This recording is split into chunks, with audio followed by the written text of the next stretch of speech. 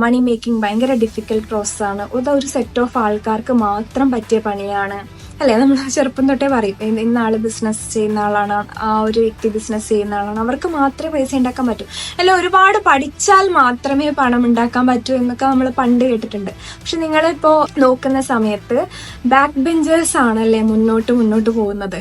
എൻ്റെ ക്ലാസ്സിൽ വരുന്ന ഒരുപാട് ആൾക്കാർ എന്താ സ്ഥിതി എന്ന് വെച്ച് കഴിഞ്ഞാൽ സ്കൂളിലൊക്കെ ടോപ്പേഴ്സ് ആയിരിക്കും, ക്ലാസ്സിൽ നല്ല മാർക്സ് കിട്ടിയ ആൾക്കാരായിരിക്കും. പക്ഷെ അവർ വർഷങ്ങളായിട്ട് PSC എക്സാമിന് വേണ്ടി പ്രിപ്പയർ ചെയ്യുന്നു, അല്ലെങ്കിൽ ഇതുപോലുള്ള മത്സര പരീക്ഷകൾക്ക് വേണ്ടി പ്രിപ്പയർ ചെയ്യുന്നു. പക്ഷെ അവർക്ക് ആഗ്രഹിക്കുന്ന രീതിയിലുള്ള ജോബ് കിട്ടുന്നില്ല, ഒരു ഉയർച്ചയില്ല.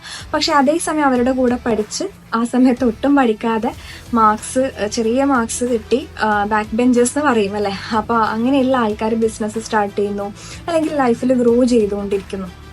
അപ്പൊ എന്തുകൊണ്ടായിരിക്കും അതിന്റെ റീസൺ എന്ന് നിങ്ങൾ ചിന്തിച്ചിട്ടുണ്ടോ?